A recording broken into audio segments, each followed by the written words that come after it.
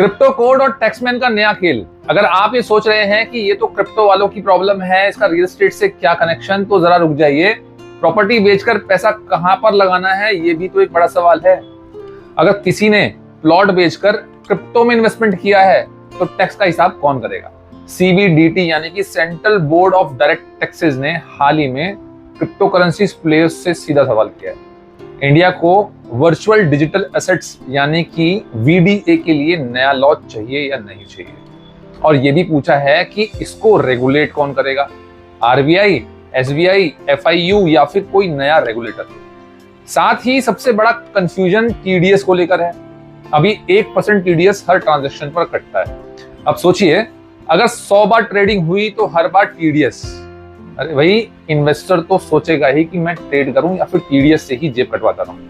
Crypto industry बोल रही है कि TDS बहुत ज्यादा हाई है, लिक्विडिटी डिस्टर्ब होती है और ट्रेडर्स को लॉसेस एडजस्ट करने का ऑप्शन नहीं मिलता।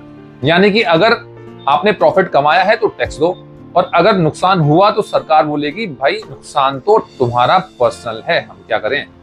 अब ये तो वैसा ही है जैसे प्रॉपर्टी बेचकर नुकसान हो जाए और रजिस्ट्री ऑफिस बोले फीस तो पूरी लगेगी और नुकसान के बारे में तुम सोचो। अब इससे रियल एस्टेट इन्वेस्टर्स के लिए क्या लर्निंग है। देखिए, गवर्नमेंट का फंडा सिंपल है, चाहे जमीन में इन्वेस्ट करो या फिर डिजिटल करेंसी में, रेवेन्यू उन्हें चाहिए ही चाहिए। देखिए, रूल्स बदलते रहते हैं लेकिन क्लैरिटी हमेशा लेट ही आती है। जैसे कि क्रिप्टो वालों को अभी क्लियर ही नहीं है कि फेमा के अंडर ओवरसीज ट्रेड अलाउड है भी या नहीं। वैसे ही रियल एस्टेट में भी बार बार पॉलिसीज बदलती रहती हैं। कभी स्टाम्प ड्यूटी का रेट बदल गया, कभी रजिस्ट्री रूल्स। इन्वेस्टर्स को स्मार्ट और अपडेटेड रहना ही पड़ता है। अब एक और मजेदार बात आपको बताते हैं कि दुनिया भर में क्रिप्टो को लेकर अलग अलग कंट्री की अलग अलग पॉलिसीज हैं। चाइना ने पूरी तरह बैन कर दिया है, वहीं US ने भी इसे म्यूचुअल फंड्स के अंडर एसेट मान लिया है। इंडिया अभी बीच में कंफ्यूज खड़ा हुआ है, ना हाँ बोल रहा है और ना बोल रहा है। बस इन्वेस्टर से पूछ रहा है, बेटा तुम्हें क्या लगता है। तो दोस्तों, हमारी राय ये है कि चाहे आप जमीन खरीद रहे हो या क्रिप्टो, दोनों में ही क्लियर स्ट्रेटेजी और प्रॉपर प्लानिंग की जरूरत होती है।